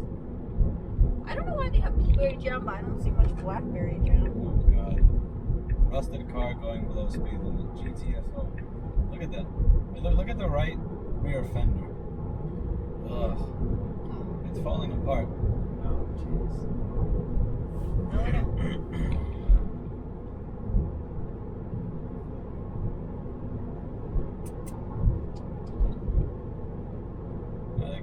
I feel bad that Alan was offended by my Upper East Side comment. Did he actually say he was offended? What was his verdict? I don't remember. I don't want to re-listen to it. He said it was so classy. He probably said it so classily. He really has a way with words. I wish I could speak as well as Alan. You could if you practiced. Or like half as well as he does. No, I mean like okay. Alan I think of Alan like one of those very expensive chef knives, and I'm like the Dollar Tree chef knife, you know? If you wanted to ramble less, you could. It's all doable. You have the power. This is The Ramsey Show. But in this Our case, specialties as well. If you're new to the program or new to one of us, quick summary is I'm helping people figure out what they were born to do. You were created to work. And if you started looking at work as a contribution, where you can make the income you desire and the impact that you desire, what would work look like? All right, so we're talking purpose. And when you're on purpose, by the way, in work, watch how your life and your relationships get much better. Now, John, describe for folks that might be new to you or to me or to us, what you focus on with Dr. John Dorothy Show. All our signs and solar panels are and off. mental health, and parenting, and education, and trying to just figure there's out no life. advertising. Anything I'm kidding. I don't know. above and around, to the side, all of it. It's all life. Trying to figure it out. That's right. So, John and I love to team up. If you're in a really toxic situation, feel like you can't spend another day at the office with a coworker or a boss, and this is serious stuff, John, because it affects your livelihood. You're not making a paycheck decision lightly. John and I love to team up on those leaders. We're looking at the data, man. I'm looking at it. People are struggling in the and passing struggling lane going under the home, speed limit. relationships, Get out of and here. struggling with kids back at school. And a new Harvard Business Review publication. It's some Harvard research. 9 out of 10 people, John. 9 out of 10 Americans say they would consider making less money to do more meaningful work. What does that mean philosophically for us? For us as humans in general, I'm it means that we all want to make a difference, and you get to the point where you feel like I'm not doing something that I really, really enjoy. And the enjoyment isn't because it's easy or it's smooth. It's because I really love the work itself. I'm doing something that I enjoy doing. The old guys, I always go to this example, we just love tinkering our engines. It's a problem for them. It's a new puzzle, And the narrative I grew up with was the goal of work is to just take care of X yourself. much amount of dollars. Provision. But it's past provision now. It was about. I'm thinking that whole Garfield US poster. Express. Whoever ends with the most toys wins, and that's the narrative. That's what it's the era. Yeah, it's Tennessee provision, Whites. just stuff. Yeah. And what we all do as humans, it's not about They're it. good looking. We want to make a significant dent in the world. I just want to make my mark. They're If we grazing. Really simplify it. And I think when you got people Can you imagine grazing like working that? too hard and working too long, crappy environment. Can you imagine sitting down and living at Oreo Graze?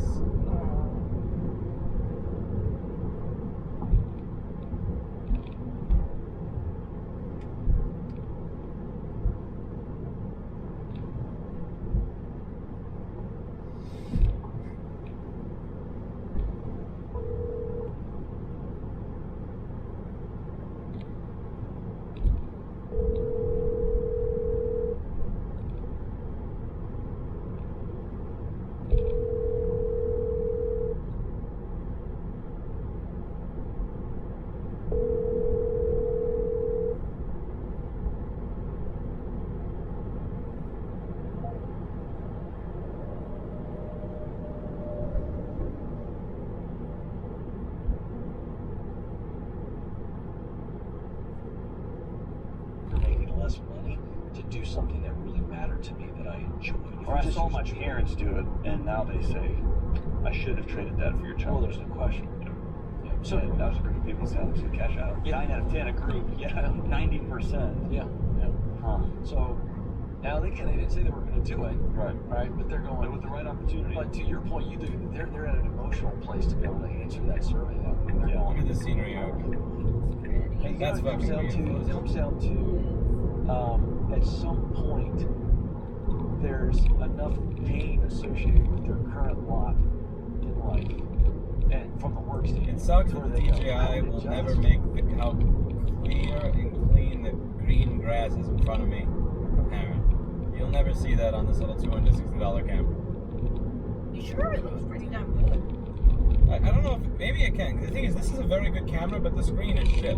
So you're not really seeing the quality of the video it produces. Like on that screen, all you see is a black patch up ahead, not grass. When you view the video it created on a normal screen, it'll look great. Part of the way that they save money on this camera is by the screen being shit. I thought this was way worse than the GoPro when I first used it. I'm an idiot because I didn't realize it doesn't matter what it's playing back to me. It matters what it's actually recording. Look how big that Denny's sign is. Oh, yeah, it's about as big as the average Denny's customer. Denny's, both. The last time we went to a Denny's, they had a sandwich that was 1,600 calories. Okay. 1,600 fucking calories for a sandwich. Did you eat it? Hell no. That's 3 meals. That's actually closer to 4 meals for me. 3 meals if I'm incredibly hungry. 4 meals if I'm just average hungry. But like, that's insane. Also, look, there's a little animal prison next to us. Animal prison. Yeah. See the little.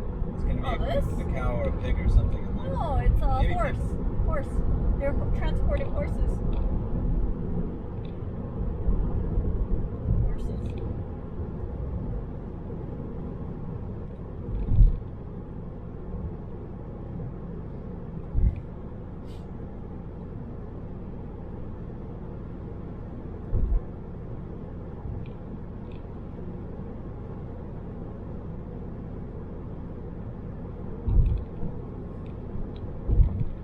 I'd sell my house.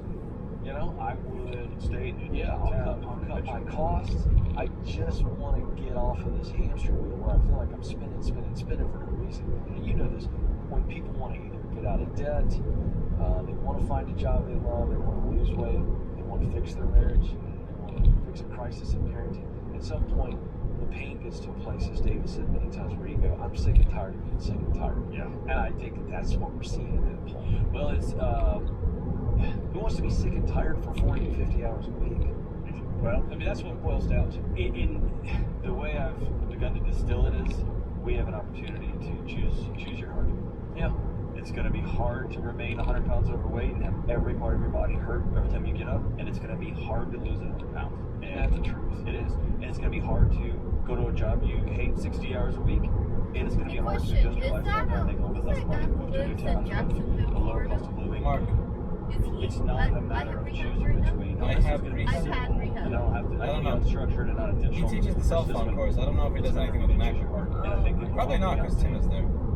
This It is would make hard, sense to it's pay both of them for one course That's that has gonna be only hard 2 or to 3 your people. life. I'm going to take that one. Yeah, you led it beautifully. I was going to ask you to talk about this because I deal with this every day. I get a whole bunch of people calling in, and when I dig into why haven't you done it? You know what you want to do, you're clear. These are for the people who know what they want to do, and they actually know how to get there, but fear's holding them back. And I've just found this is the human condition. We just would, in some places, sometimes, rather be miserable than uncomfortable. Well, I used to think that was a moral and character thing. You know what I mean? It is a choice. It all comes out of choice. But, man, our neurobiology solves for what we know. Yes. It solves for homeostasis. It would rather the devil you know than what you don't know. Exactly right. And so, yes, that person's abusive, but I know where they're abusive. And yes, this boss treats me like crap, but I can count on it. And it's stepping out into that unknown that our bodies try to solve. Or go back to where you know. So true. Go back to where you know. So we just stay. Is that a Silverado or a It's all Colorado? you're too miserable. And unfortunately, usually it's a crisis that pushes you over the edge. And then when you speak to this is the world you're in. This is your training. The problem is, John, is once we get to the crisis, You don't there's think so much other rationally, collateral damage. Yes. Like even when we go, oh crap, crisis, massive heart attack, or whatever, pick the category, health, whatever, mental health. down that crisis moment, John, because there's a whole lot of derivative effects. Yeah. Collateral damage. That's when your kids wear it, your spouse wears it, and your colleagues wear it, and your neighborhood wears it. Yeah. And that's when your mortgage company's calling you and your insurance. I mean, it's when all that stuff happens. And so, yeah, it comes down to one simple thing. Choose your heart, and then how far upstream can you get to solve some of these things. Yeah. We talk a lot about fear, you and I both. I mean, we deal with people every day that are in fear. Myself included, right? Oh, I'm not. Are you kidding me? Into this? Yeah. Oh yeah. No. By the way, fear and doubt never leave us. Yeah. This concept that you can completely remove them is silly. You can overcome them. Yeah. You can power through them, but you will deal with the rest of your life. Yeah. I think fear tells us the truth sometimes, and fear lies to us a lot. Yeah. You know, and I you know, where's the delineation for you on that? What's your process? My process is become other people. What I know is that when I become afraid, my brain responds, and it takes part of itself offline, the rational thinking part offline, and it is simply responding to stimuli. And so I have people in my life that I call and say, here's what I'm looking at, and they're an expert in money, they're an expert in life, they're an expert in marriage, and I'll ask, am I seeing this right? And they'll say, you're good. Yeah, exactly. I think I need to cash out everything and put in Bitcoin. I'll say, just stand down, homie. Yeah, go for a walk. So good. And go fishing. But it's that's my process. I know enough to know that I'm not trustworthy. And that's the truth. And so I'm going to call somebody. Yeah, no one's rational when they're afraid. So having that community, that accountability to run stuff off of is great. All right, folks. He is Dr. John Deloney. I am Kim Coleman. You're listening to The Ramsey Show. Your calls coming up.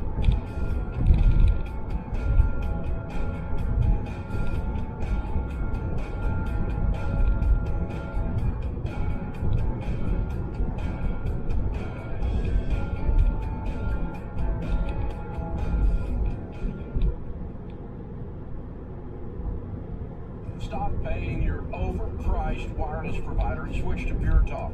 They use the same network as the larger providers for much less. For just $30 a month, get unlimited talk, text, and 6 gigs of data with no contract. So, what I used to call them. They're kind of going, all right, I've thought about it, I've been listening to this program, and maybe Dave would whack me on the head, but I think John and Ken, maybe we can. Probably not. We'll give it a shot though. Potential. Yeah, that's great. 888-825-5225 is the number. 888-825-5225. Let's get to the phones. We're going to go north of the border, Ontario, Canada, where Joel joins us. Joel, how can we help? Well, howdy there, Internet people. It's Bo again. So today we're going to talk about numbers and nurses and how things may not be what they seem. And we're going to discuss whether or not there is any actual debate among doctors and nurses about whether or not the vaccine is the right thing to do. We're going to do this because I got a message. Bo, you always make it seem as though there is no debate among doctors and nurses about whether or not people should take the vaccine. You do this intentionally. I would love to see you talk about the 120 nurses who just quit in Indiana because they refused to get the vaccine. Let's talk about that. Okay, let's talk about it. Let's start with, that's not what happened. That's not actually what occurred. Indiana Health University, they have 125 part-time employees who refused to provide documentation saying they had been vaccinated. That's what we know. Okay? There is absolutely no indication that these 125 employees are nurses. None. That's not in any of the reporting. They could be housekeeping. They could be working in the kitchen. We don't know. Okay? There is also zero indication that the reason they didn't provide proof that they've been vaccinated had something to do with them believing it. No, it didn't work. That's also not in the report. That's a huge jump. Okay, so now that we have that part out of the way, the quick fact check on the claim, let's just pretend it's true. 125 part-time nurses, they said, nope, I'm not taking it. And they're doing it because they don't think it works or they have questions or whatever. 125. when you say 125, that sounds like a really big deal. And if you're talking about like a hospital like the one that serves me and the counties, plural, around me, 125 nurses, yeah, that would be a big deal. I mean, that's like a third of the staff. There would be pandemonium in the streets. However, if you are talking about the outfit you are talking about that has 34,000 employees, all of a sudden 125, that doesn't seem like a big deal. In fact, it kind of makes the exact opposite point. Even if you go with the claim that these were nurses and they made this decision based on some kind of question about the vaccine, it shows that 99.6 something, more than 99.5%, do agree with it. That's a pretty overwhelming majority. There isn't real debate about this. This is an example of the media both sidesing something that they don't need to. Realistically, you're talking about 125 people that may or may not have actual questions about this and may or may not actually be medical professionals versus literally everyone else. There isn't debate over this. There's really not. The implied debate is kind of manufactured. You're talking about 125 employees. Some of them may have just taken a suspension with pay on their way to another job where they got vaccinated. They could have decided to become traveling nurses and come down to Florida, where hospitals down here are paying astronomical amounts for nurses because we desperately need the help. There could be a whole bunch of reasons for this. Or it could just be non-medical people who have questions because people keep saying that people have questions. Contrary to this showing that there is real debate in the medical community about this, it shows that there's not.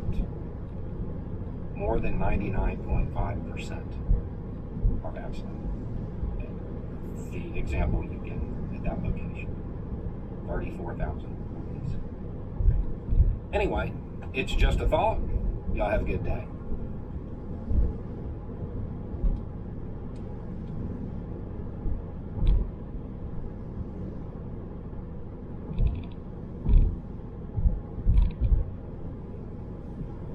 Well, howdy there, Internet people. It's Bo again. So today we're going to talk about research and how long research normally takes.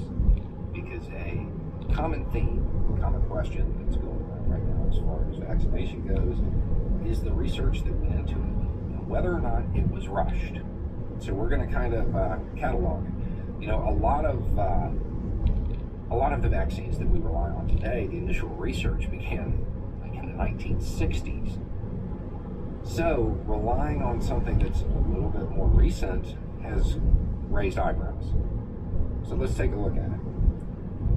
Okay, emergency authorization from the FDA occurred in 2020. Okay?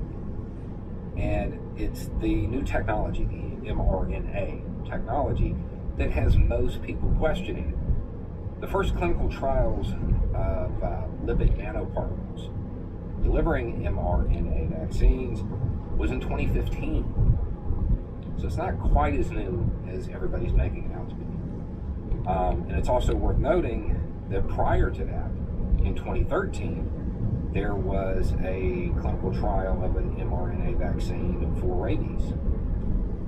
And before then, the first mRNA vaccines were tested for mice in 1993. And liposome delivery of mRNA vaccines first occurred in 1990, also to mice. Lab-made mRNA, that first occurred in 1984. The liposome delivery of mRNA to cells first occurred in 1978. Liposomes being used to deliver vaccines, that first occurred in 1974. Liposomes being used to deliver drugs first occurred in 1971.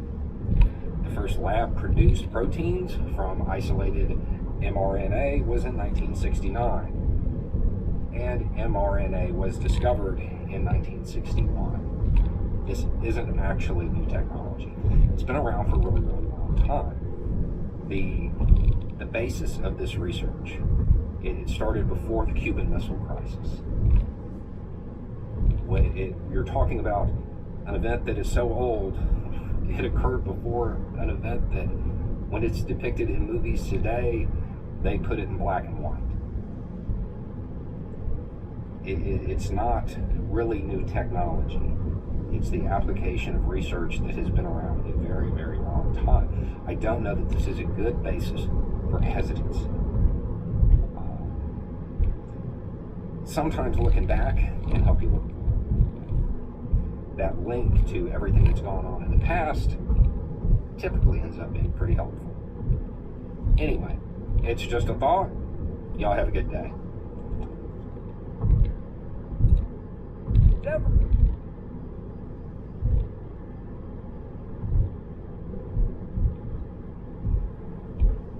Well, howdy there, Internet people. It's Bo again. So today we're going to talk about salads and salad dressing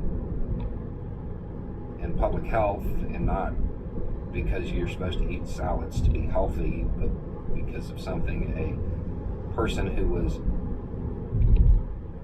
very much involved in the Trump administration said, which means, of course, people are going to kind of believe it, at least some people, and it will cause issues, I'm sure. Okay, so what was said? This is from Michael Flynn. Somebody sent me a thing this morning where they're talking about putting the vaccine in salad dressing. Have you seen this? I mean, and I'm thinking to myself, this is bizarro world, right? This is definitely the bizarro world. These people are seriously thinking about how to impose their will on us in our society, and it has to stop. That's Michael Flynn. Okay, so more than likely the origin of this obviously baseless theory comes from an attempt to figure out how to move the mRNA vaccine without using deep freezing. That's what it has to do. That's where it originated, and of course from there they took the ideas and took it into the land of make-believe. But there's a couple of real issues here. I mean, first we'll run through the feasibility thing. Let's just be honest for a split second. When you think of a Trump supporter who views Michael Flynn as an arbiter of truth, do you think salad? Do you picture a person who's going to eat a bunch of salad? No. If this was going to happen, this would make more sense, like using hamburgers or perhaps some medication designed for animals. That's where it would make sense to do something like this if it was going to happen, but it's not. The other side to this is that I have to believe that Michael Flynn knows this isn't true, but it's being floated anyway. It seems to me like this is aimed at the most gullible of the gullible. Those people that this crowd that has been manipulating them for so long knows they'll believe anything. And they're putting them in a situation where they're not going to be able to trust anything around them. They won't be able to trust reality at all. They have to look to the Michael Flynns and the Donald Trumps of the world to tell them whether or not 2 + 2 really does equal 4.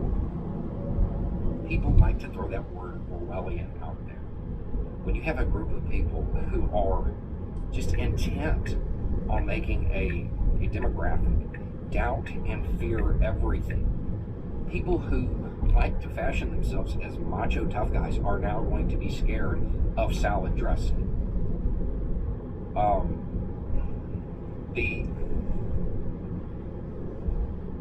When we continue to just platform people like this and not push back and not say, no, this is ridiculous. Either you need help or you're intentionally manipulating people whose trust you have for some reason. We're going to face long-term impacts from this. You have a group of people who are now conditioned to reject reality, to expect a threat from everywhere, to include the produce aisle,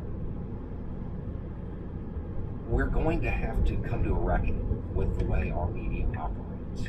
And the reality is that we cannot continue to just platform people based on sensationalism for ratings. We can't continue to do this. This is a downward spiral that there's no end to it. It will just continue to go down further and further as people try to be more and more extreme to gather more of the ratings. And in the process, they're helping people who are either unwell or are intentionally manipulating a gullible population whose trust they've gained for whatever reason. This is the state of discussion in the conservative movement in the United States today. Anyway, it's just a thought. Y'all have a good day. And protecting the planet has been a key issue also, of course, for the California government.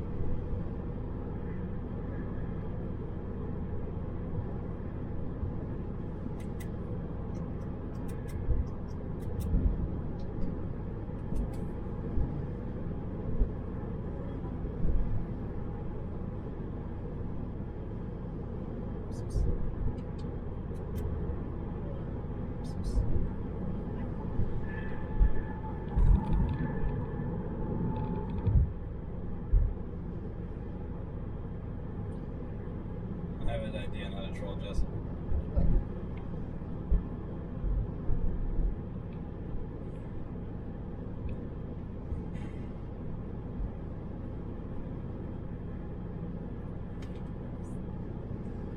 Eric, I need you to pretend that you're Jesse. It's important.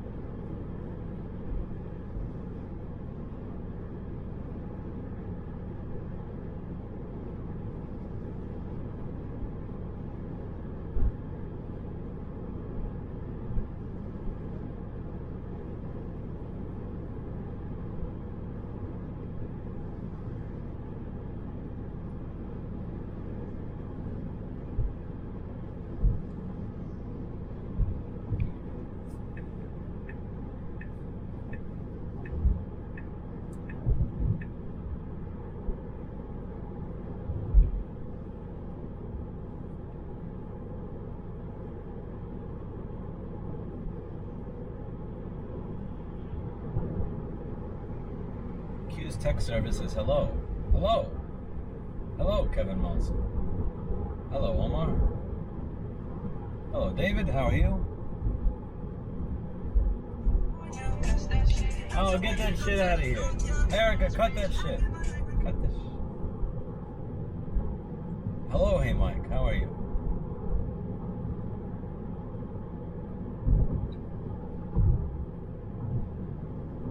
Q's tech service said he knew it was me. How? No way. You're making that up. Sonny says, Dab, I got catfish.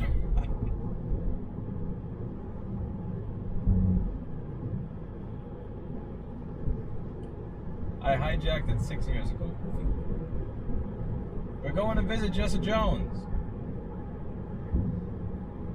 I'm coming up to say hi.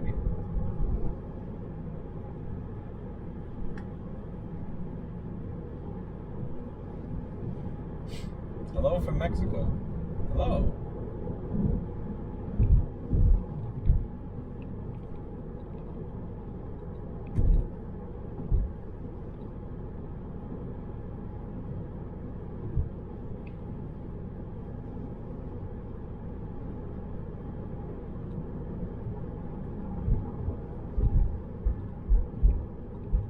text-to-voice thing is buggy as shit.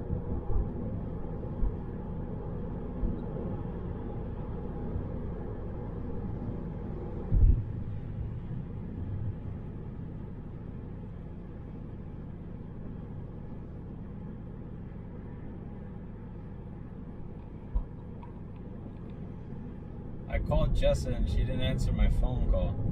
So I'm curious if Jessa is famous for never answering the phone when I call her in like 6 years. So I thought I'd get her attention by hijacking her YouTube channel. Which is probably a bad way to get her attention, but it's nothing. Jessa, if you're watching, would you prefer to meet someplace around 8:30? Or would you prefer to meet at your store? Do I go to your store, or do I go somewhere else in Hanoi Falls? I figured this is the best way to get her attention.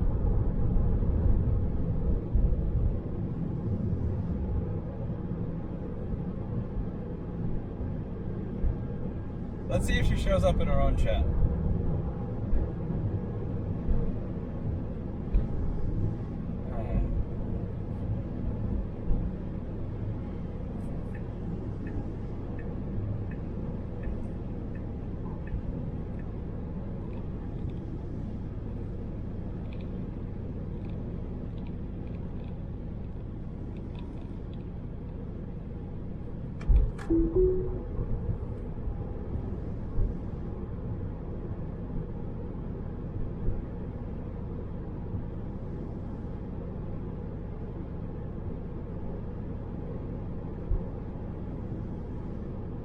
I have this text-to-voice thing, and it's buggy as shit. So like 99% of what you guys are saying I can't hear. But I have one little earphone and it plays me whatever you guys are saying. But the problem is it scrambles everything because it's buggy shit. Tell Erica don't feel bad about her channel not growing fast. She gets just as many live viewers as the iPad Rehab channel. Oh. Oh, that's fucked up. Hey, since when do you get 454 live viewers? I don't have 54 live viewers. Thank you, though. Is anybody watching that can ask Jessa to call me back? She has my number.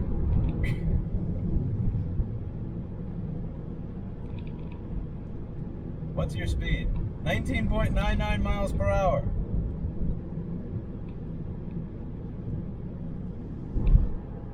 We have Erica here with me.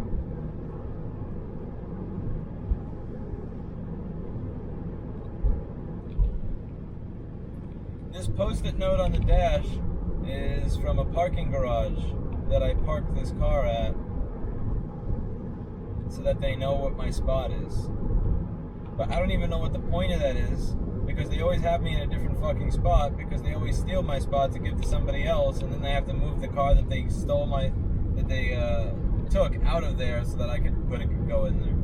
It's standard New York City scam shit. Also, bro, what are you doing in the passing lane if you're going below the... Oh my god. What are you doing there?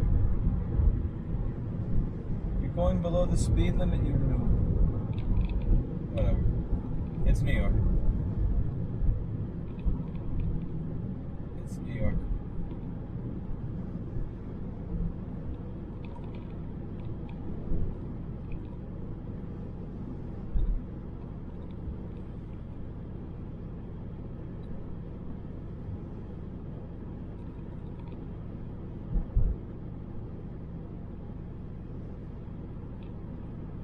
Jessa, if you give me a call, since I'm streaming from the phone that my call is being made from, it will stop this hijacking of your YouTube channel, because the stream will end when you call me. This feels like terrorism. I feel bad. I've hijacked Jessa's channel.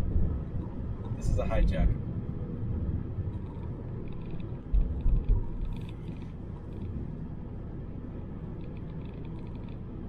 This post-it note on the dash is triggering people. But now they don't know where my car parks. Oh shit, there's a deer sign over here.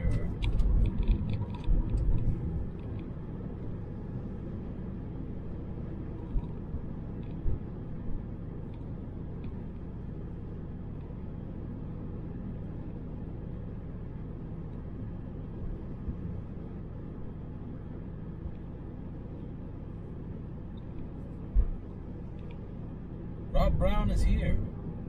And the prince is here just shooting out a bunch of useless, ridiculous punctuation.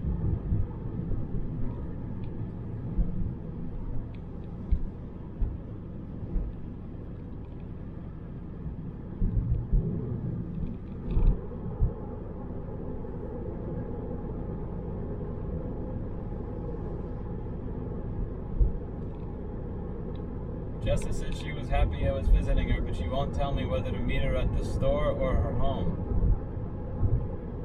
Jessa, if you give me a call, I'll give you your YouTube channel back.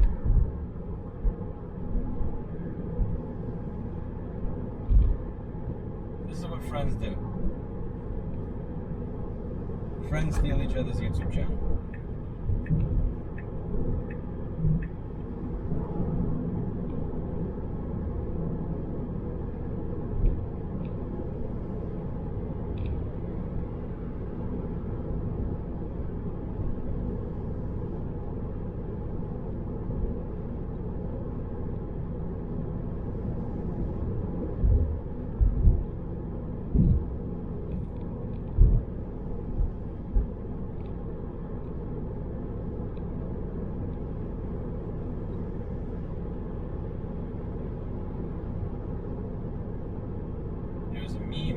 In front of me to my right, there's a meme.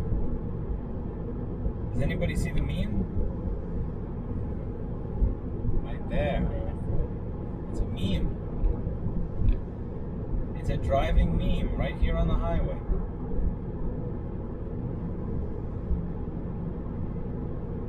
Look at that meme go.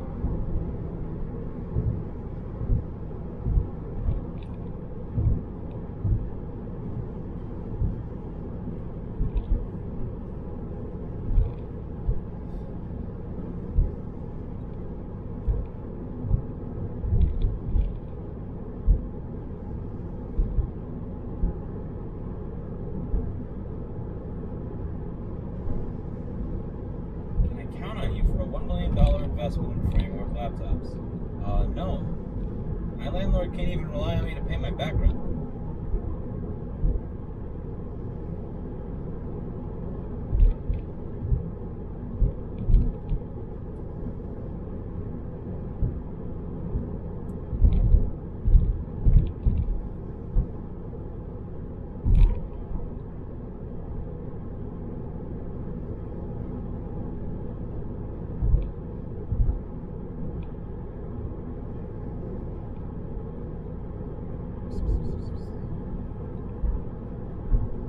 Sorry of the cat so much.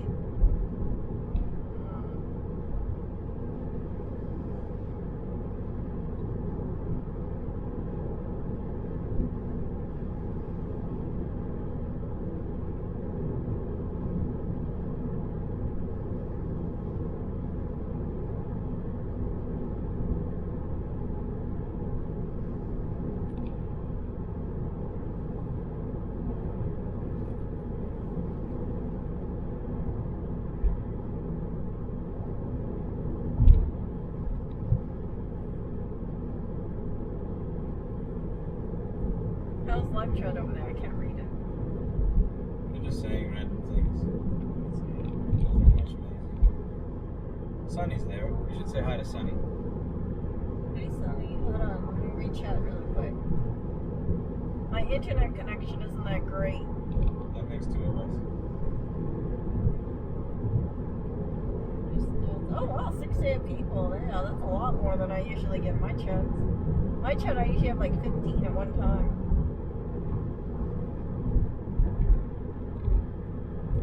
Unfortunately, I can't load it. She has 30 times or 50 times the subscribers that you do, so there should be more chat. Yeah, but they probably saw the thumbnail and it was like, this guy again? They didn't see a guy in the thumbnail. Yeah, but they probably figure once they see that, they've been like, this isn't Jessa does quality stuff. Not this road stuff. Well, you mean, when quality stuff, you mean like quality content? Not that thing. Erica hates quality content so much. I don't understand why none of the Oreo videos pop up. Like, Susan W. just does not like Oreo. I'm convinced of that. Orio's a superstar. But, okay, here we go.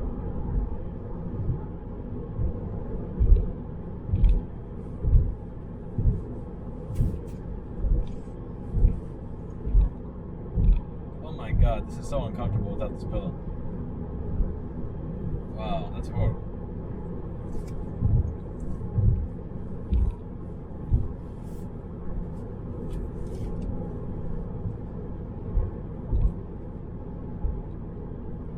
You know, talking about Eli videos, what was Eli's latest video? I haven't been following lately. No, I haven't been getting notifications for his channel, and I'm actually subscribed. His channel is as dead as a dodo. YouTube will never notify you when Eli releases a video. They shadow banned him. He's gone.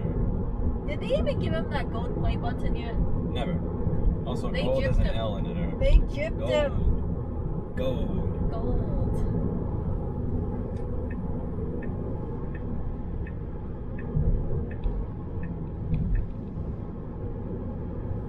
Yeah, we got tons of snacks.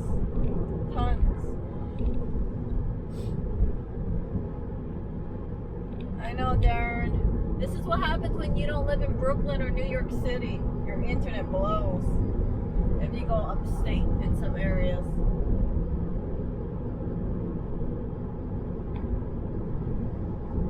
Please tell Jess I appreciate her work. If you see her, good luck. Bye-bye. Does anyone ever tell you that? What? Please tell Lewis I appreciate his work if you see him. Good luck, bye bye. Like, does Please tell anyone? Jessa. No, but